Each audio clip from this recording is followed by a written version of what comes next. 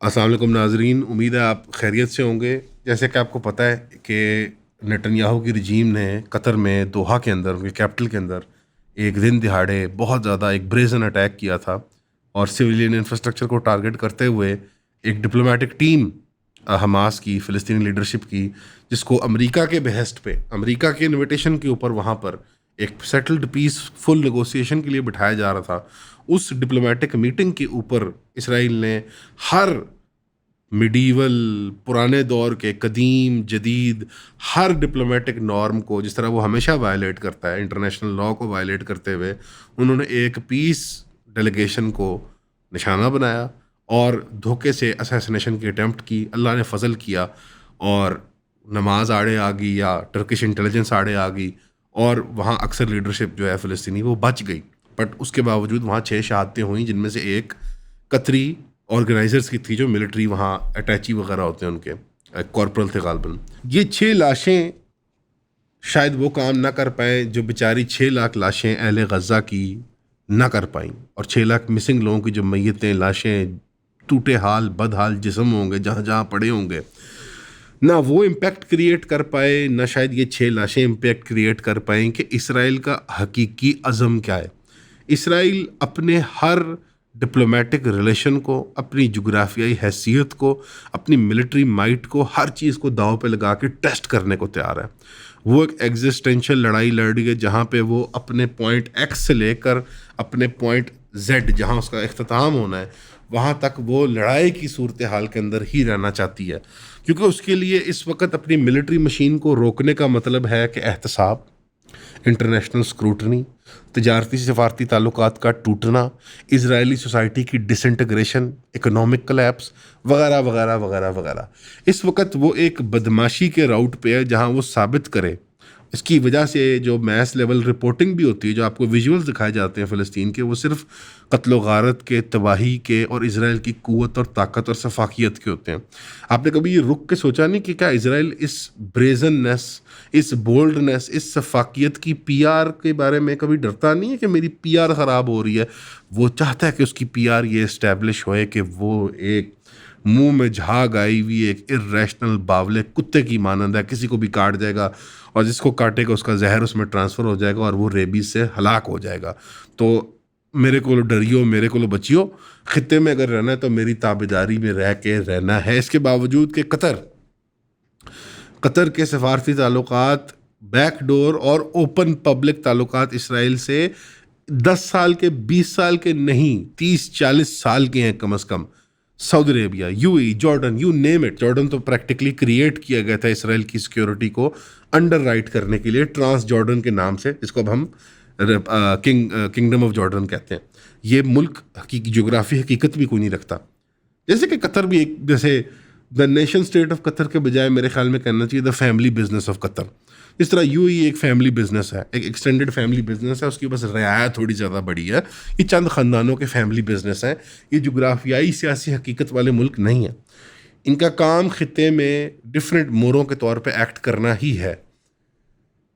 वो हकीकत जो जिस तरह से उरिया हो के, नुमाया हो के सामने आई है इस हमले से, वो ये है कि आप सेकंड इन कमांड रह के, ताबेदारी करके भी, यानी ये वही कतर है जिसने कितने दर्जनों इसराइल के फुटबॉल क्लब खरीदे ताकि फीफा यहाँ आके फीफा का वर्ल्ड कप करा दे, कितने अपने एसेंशियल महकमे और एसेंशियल डिपार्टमेंट्स और बिजनेस इंडस्ट्रियल बेसेस नहीं बेची हुई इसराइलियों को। उसके बावजूद दोहा इसराइल के लेजिटिमेट टारगेट है।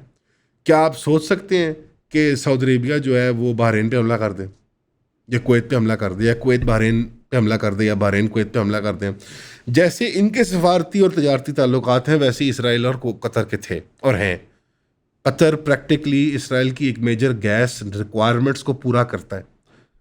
और रिस्पांस क्या है कतर का? और इस जेनोसाइड में भी कर रहा था बाय द वे, इसके बावजूद कि उनके बेहस्ट के ऊपर वो हमास को होस्ट करता है। कतर का रिस्पांस क्या है? हम लीगल टीम तैयार कर रहे हैं और हम हर लीगल एवेन्यू पे परसू करेंगे इसराइल के इस जारहाना हमले को। अच्छा, आईसीसी ने क्या, जो इंटरनेशनल लॉ का आप समझें कि मरकज़ है, उसने एक फ़ैसला नहीं सुनाया हुआ नेतन्याहू के लिए? वारंट नहीं है, उसके बावजूद नेतन्याहू दुनिया में घूमता नजराता नहीं फिर रहा। ठीक, कतर ने कहा है कि और सऊदी अरेबिया ने कहा है हम अनइक्विवोकल कंडमनेशन करते हैं और हम डोनाल्ड ट्रंप को जाके कंप्लेंट करेंगे। और जुमे के दिन, जो कि आज का दिन है, यानी कि आज जब जुमा चढ़ेगा वहाँ पे न्यूयॉर्क में, तो कतर के पीएम की मुलाकात भी होगी ट्रंप के साथ। और ट्रंप ने कहा कि मैं इसराइल से बहुत डिसअपॉइंटेड हूँ और ये आइंदा मैं वादा करता हूँ ट्रंप कतर के साथ कभी ऐसा मामला नहीं होने दूंगा। ट्रंप ने ये ईरान की बारी भी कहा था कि अभी मोड़ दो जहाज़, वापस चले जाओ जहाँ से आए हो, मैं मना करता हूँ, बिल्कुल भी मत हमला करो। ये इसके बावजूद कि ट्रंप ने इसराइल की मंशा की और मर्ज़ी की खातिर B-2 बॉम्बर्स अपने रिस्क करके एक न्यूक्लियर एसेट को हिट किया हुआ था फुरदो में, ईरान के अंदर। अमेरिका कहाँ ख़त्म होता है, इसराइल कहाँ शुरू होता है, ये अब क़यामत के दिन ही पता लगेगा। यानी इसको डिटर्मिन करने में या खोज करते करते हम खुद हलाक हो जाएंगे। हकीकत ये है कि ये ट्रंप को हर्जाना, खराज, ज़कात, जिजिया दिए हुए भी, देने के बावजूद भी, करोड़ों डॉलर, अरबों डॉलर, ट्रिलियन डॉलर खर्च करने के बावजूद आपकी सिक्योरिटी को अमेरिका अंडरराइट करने के लिए तैयार नहीं है। अमेरिका किसी पीस प्रोसेस को सपोर्ट करने के लिए तैयार नहीं है। 2 स्टेट सोल्यूशन को लिप सर्विस खुदारा देना बंद कर दें। पाकिस्तानी पीएम की वह मुलाकात हुई है अल्लाह के फजल से, अब दोबारा इस संडे को मुलाकात होगी और इस मुलाकात में गालिबन तुर्की के अर्दोगान साहब भी मौजूद होंगे। सऊदी अरेबिया को अगर लगता है कि वो कतर को हीट फील करने दे और तुर्की को हीट फील करने दे और वो सुकून से बैठा रहे कि इस शायबे में कि हिजाज तक बात नहीं पहुंचेगी, रियाद तक, जद्दा तक बात नहीं पहुंचेगी, तो ये भूल है, ये डिलूजन्स हैं हमारी मैनेजमेंट्स के, हमारी ममलकतों के, हमारी बादशाहतों के। भाई आप ही रहें बादशाह, आप ही रहें सॉवरेन, आप ही रहें बादशाह, आप लोग ही रहें प्राइम मिनिस्टर, प्रेसिडेंट, आप लोग ही रहें। मैं नहीं कहता सर आप लोग ही हमारी लीडरशिप है, आप ही मला हैं, आप ही एलीट हैं। अपनी सेल्फ प्रिजर्वेशन का तो सोचें। इसराइल इस तरह चढ़ाई करता रहेगा, आपकी लोकल डोमेस्टिक लेजिटिमेसी को क्या हो जाएगा? आपकी अवाम जिसको आपने जकड़ा हुआ है, मीडिया पाबंदियाँ हैं, मजहबी पाबंदियाँ हैं, मस्जिदों में पाबंदियाँ हैं, सड़कों में पाबंदियाँ हैं, वो एक दिन फट के आपके सामने आ जाएंगी। आप लोगों की सपोर्ट की वजह से आज हम यहाँ पे हैं। आप लोगों की सपोर्ट की वजह से हम ये कंटेंट बनाते रहते हैं। आप लोगों की सपोर्ट हमें चाहे इनबॉक्स डीएम की मद में है, चाहे वो कमेंट की मद में है, या स्पेशली 3000 रुपये की सब्सक्रिप्शन की मद में है, हमारे काम को बहुत आगे लेके जाती है। हमें किसी प्लेटफॉर्म की तरफ से कोई सपोर्ट नहीं है। आपके सामने हमारा चैनल डिमोनेटाइज हुआ है, 1 दफ़ा नहीं 2 दफ़ा, उसकी वजूहत भी हमने आपको बताई हैं। डिमोनेटाइजेशन या फिर किसी की आवाज़ बंद कर देना बहुत गलत है, चाहे वो किसी भी इशू पे बात कर रहा हो। फ्रीडम ऑफ स्पीच के साथ खड़े हुए और हमें 3000 रुपये की सब्सक्रिप्शन प्रोवाइड करें। हमने ऑलरेडी ज़्यादा कंटेंट प्रोड्यूस करना शुरू कर दिया अपने पेड सब्सक्राइबर्स के लिए, और हमारी इवेंचुअली कोशिश होगी कि जो हमारा आधा कंटेंट है वो पेड सब्सक्राइबर्स के लिए ही हो। तो ईऑन फैमिली का पार्ट बने, 3000 रुपये दें, सब्सक्राइब करें। जॉर्डन का नंबर 1 खौफ क्या है? अपनी अवाम। सऊदी अरेबिया का नंबर 1 खौफ क्या है? अपनी अवाम का गुस्सा। यूएई का अंदर चलो अवाम बहुत कम है, जो खारजी बैठे हुए हैं वहाँ पे, जो यानी जो महाजर लोग मजदूरी करने आए हैं, उनका खौफ रहता है उनको। कतर में यही खौफ कि डोमेस्टिकली अवाम जो है वो अक चुकी हुई है, आपके इर्द गिर्द घेरा तंग किया जा रहा है, आपकी इकोनॉमिक रियलिटीज़ को मज़ीद स्क्वीज़ किया जा रहा है, सिविल फ्रीडम्स को इन टर्न आप स्क्वीज़ करते हैं लोगों की। पीछे रह क्या गया? वो रोज़ बराह रास्त देखते हैं टीवी पे, ये मोबाइल पढ़ा उन्होंने, मेरा भाई मर गया फ़लस्तीन में, मेरी बहन का रेप हो गया, मेरे छोटे बच्चे का, भांजे का, उसको सर के ऊपर बिल्डिंग गिर गई, और ये बुज़ुर्ग बाबे के ऊपर रॉकेट मार दिया इसराइल ने। वो रोज़ ये देख रहा है। इसराइल एक रीजनल कोलैप्स चाहता है। वो चाहता है कि ख़ित्ते के अंदर जहाँ पे बदअमनी हो, केओस हो, एक सहरा हो रिसोर्सेज का, जहाँ कहत की हालत हो, उसके अंदर एक ओएसिस की तरह, एक चमकते दकते शराब की तरह, सराय की तरह बीच में इसराइल एक छावनी हो। इसराइल छावनी मॉडल पूरी दुनिया में एक्सपोर्ट करना चाहता है। वो चाहता है कि एस्टेब्लिश्ड ऑर्डर, सिविलियन निज़ाम, सिविल गवर्नमेंट स्ट्रक्चर्स, ये सब हर जगह बर्बाद हो जाए और ख़ित्ते में मैं अंदाता बन के रहूँ। लेबनान को उसने बर्बाद कर दिया, सीरिया को उसने बर्बाद कर दिया, इस चक्कर में इराक़ को, लीबिया को। मतलब what are we waiting for? Qatar, Kuwait, Bahrain, Saudi Arabia, Pakistan, तुर्की, जो आपकी सिक्योरिटी को अंडरराइट कर सकते हैं। ईरान से आपको एक थ्रेट रहता है, बिल्कुल ठीक बात है, गल्फ में एक थ्रेट है उनको, एक पॉलिटिकल हिस्ट्री है, मैं उसमें नहीं जाता, एक डोमिनेंसी की लड़ाई है। तुर्की, पाकिस्तान जो मिलिट्री लोहा मनवा चुके हैं मार्केट में, और मैं, आप मार्क कर लें मेरे वर्ड्स को, साथ से भी मेरी डिस्कशन हो रही थी, दफ्तर में भी सब एग्री करते हैं, अगला बड़ा हदफ तुर्की है लाजमी। This could be a terrorist attack. It could be air strike कि हम जी हमास को टारगेट कर रहे हैं, it could be some sort of false flag operation, but कुछ ना कुछ तुर्की को टारगेट करने के लिए इसराइल करेगा, बिकॉज तुर्की ने उसके दरमियान और अपने दरमियान अफ़गानिस्तान बना लिया। सही मिसाल है, गलत मिसाल है? सोवियत यूनियन और पाकिस्तान के दरमियान अफ़गानिस्तान बन चुका हुआ है, यानी तुर्की के दरमियान सीरिया है और सीरिया फ्रंट लाइन है उसकी इसराइल के ख़िलाफ़। उसने अपने आप को कुशन कर लिया, बफर कर लिया। मैं इसकी मोरालिटी तारीख़ में मैं वो नहीं जाऊँगा, मैं हक़ाइक़ की बात करना चाहता हूँ। हक़ाइक़ ये हैं कि इसराइल को सीरिया के तुर्की बैक्ड मिलिट्री सीरिया से बहुत ख़तरा है, और वो आए दिन बम्बारियाँ करता है उनके मिलिट्री इंफ्रास्ट्रक्चर पे, और कोई भी नई इनपुट या इक्विपमेंट अगर तुर्की पहुँचाता है वहाँ पे। हकीकत ये है कि गल्फ़ को भी रियलाइज़ कर लेना चाहिए ये कि सीरिया का नजराना पेश करके आप आग रोक नहीं पाएंगे, आप आग को सिर्फ स्लो कर पाएंगे। आग आनी है, आग आ रही है, और इसराइल को फुली बैक किया जा रहा है। अमेरिका का सिर्फ एक मकसद है इसराइल के ज़रिए कि तू इस खत्ते को संभाल ले।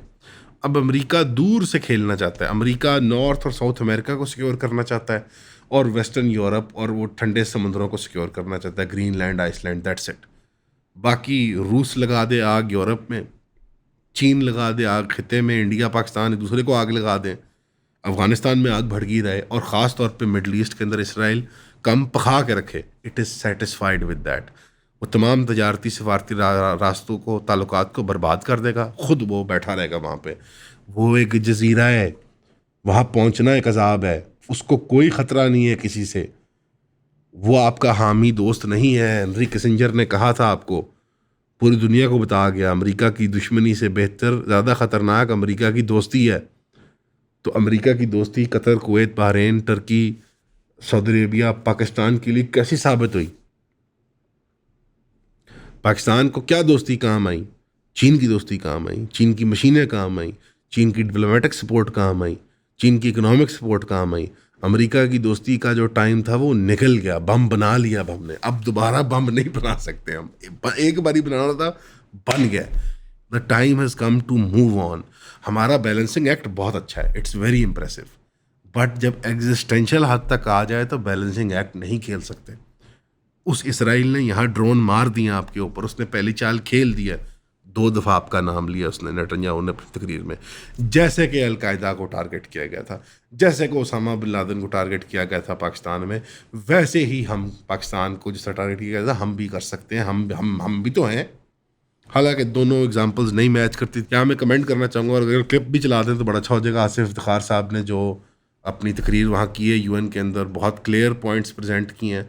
अभी भी वो लैंग्वेज मेरे ख्याल में नहीं इस्तेमाल की जा रही, वो वॉर फुटिंग सिचुएशन नहीं क्रिएट की जा रही जो इसराइल, जो तकाजा है, जो उसका हक है अदा करने का। इंटरनेशनल लॉ के अच्छे बच्चे वाला जो गेम है, जो एक्ट है, वो ज़्यादा देर नहीं लास्ट कर सकता माजरत के साथ। तो मेरा यही मशवरा है, मेरी यही रिकमेंडेशन है कि ये मौत होराइजन पे खड़ी हुई है। ये पूरा एक ग्लोबल क्राइसिस बना हुआ है कतर के सिनेरियो का। इसराइल एक जंग परसू कर रहा है जहाँ पे वो लाखों लोगों को कत्ल कर चुका हुआ है, हज़ारों लाखों लोगों को डिस्प्लेस कर चुका हुआ है, इंटरनेशनल लॉ की धज्जियाँ उड़ा दी उसने। और ड्रॉप सीन क्या है?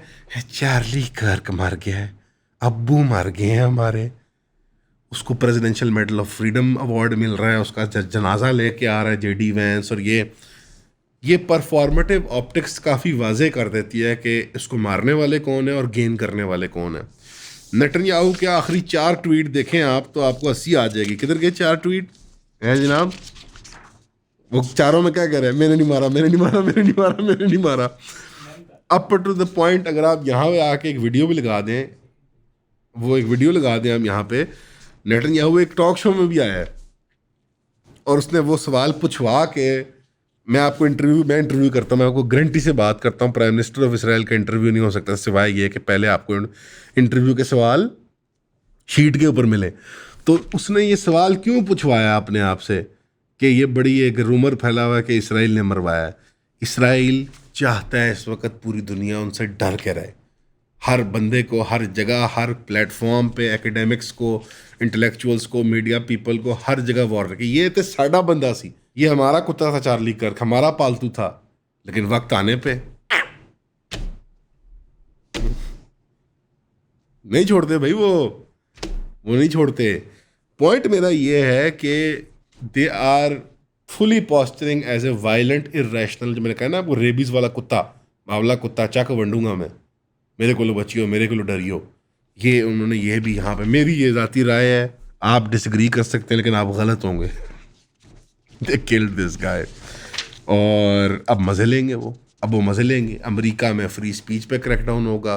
मैं बार बार आपसे कह रहा हूँ, खुदारा अमेरिका से, मगरब से अपनी जान छुड़ाएं, मशरक़ में आए ना आए, मुसलमानों के मुल्क में बॉर्डर लगता है आपको, आप जाएं छोटे मुल्कों में जाएं जहाँ पे आपको पनाह मिलती है, मुसलमानों के अच्छे मुल्कों में आ जाएं, ना आए आपको पाकिस्तान बुरा लगता है आप कहीं और आ जाएं, खुदा का वास्ता है, जैसे जान छुड़ाएं, आपकी कोई जगह नहीं रहेगी इस माशरत के अंदर।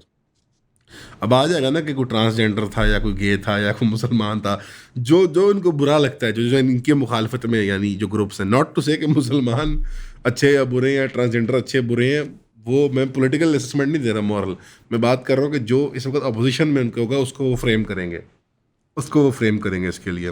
बहरहाल आपको क्या लगता है कि नहीं रैंडम शूटिंग थी या प्रोफेशनल? प्रोफेशनल, 100% प्रोफेशनल शूटिंग थी। बट इतनी क्रैटिक इस कौम में कोई क्रैटिकल थिंकिंग नहीं है। They only have ideology, no critical thinking. थोड़ी सी अगर क्रैटिकल थिंकिंग कर लें हमें, तो हमें नज़र आ जाएगा कि कौन बेनिफिशियरी है इस वक्त, कौन माहौल क्रिएट कर रहा है, ओपिनियन मेकिंग कैसे की जा रही है और ओपिनियन किस तरफ मोड़ा जा रहा है। वो ये है कि भाई इसराइल को तो कोई नहीं रोक सकता, उनको तो कोई नहीं समझा सकता सर जी, उनके सामने तो कोई नहीं खड़ा हो सकता। वो ये एनर्जी इस वक्त क्रिएट करना चाह रहे हैं। तो अब हंसेंगे आप लोग सारे, क्योंकि हमें प्राइम कर दिया गया इस बात पे हंसने में, बट पाकिस्तान को ही खड़ा होना पड़ेगा, हंसें माने ना माने। तुर्की, पाकिस्तान, ईरान, यही कुछ छोड़ा बहुत नेक्सस है। खड़े होएंगे अपने पैर के ऊपर, आंखों में आंख डाल के देखेंगे, फिर आपको वो जवाब मिलेगा जो आपके हकदार और लायक है, वरना नहीं मिलेगा, वरना कुत्ते वाली ही होगी। तो दुआ करें अहले फ़लस्तीन के लिए, मुसलमानों के लिए, पूरी उम्मत के लिए, कि अब कुछ हरकत में आएँ, वरना आते आते अब ये हिजाज़ पे भी आ जाएंगे। हर में अक्सर तो उसका पास ना रख सकें हम, लेकिन हरमैन का पास रखना चाहते हैं आप। हमारी तो अग्रीमेंट भी है पाकिस्तान की उनके दिफा की। तो वो बहुत बोल्ड वे में, वो बहुत ड्रास्टिक हरकतें कर रहे हैं। इससे पहले कोई ऐसी चीज़ होए जो इरिवर्सिबल होए, आप उनको जवाब दे दें ताकि इधर ही थम जाए मामला। उम्मीद है कि संडे की जो मीटिंग होगी हमारी मैनेजमेंट की और उनकी मैनेजमेंट की, कतर की, मुस्बत साबित होगी। वो सिर्फ एक कॉन्डमनेशन का वो नहीं होगा, वो जो एक सर्कल हमारी मीटिंग होती है, एक वो क्या कहते हैं उसको, जैसे एक एको चैम्बर टाइप जो होता है हमारा, वो एक एक्चुअल मुस्बत कोई आउटकम के साथ वहाँ से निकलेंगे, जो कि मिलिट्री इन नेचर होगा। हमेशा की तरह आपका सुनने का शुक्रिया। अस्सलाम वालेकुम।